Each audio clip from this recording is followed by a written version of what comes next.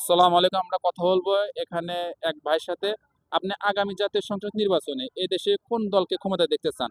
বাংলাদেশ জামাত ইসলামীর জোট, অপরদিকে বিএনপি, ২ দলের মধ্যে কোন দল? বিএনপিকে আমরা সামনে নির্বাচনে জয়ী দেখতে চাই। আপনি চাচ্ছেন সামনের নির্বাচনের জন্য বিএনপি জয়ী হয় এবং তারা সরকার গঠন করে। কেন আপনি চাচ্ছেন বিএনপি এদের সরকার গঠন করবে এবং আপনি বিএনপিকে চাচ্ছেন?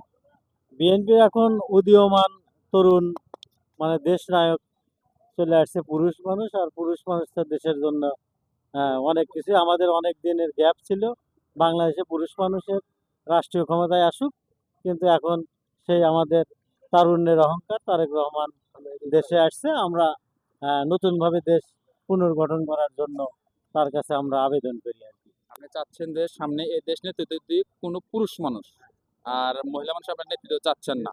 চাচ্ছি না, আমরা নেতৃত্ব চাচ্ছি না, পুরুষ মানুষই নেতৃত্বে আসুক।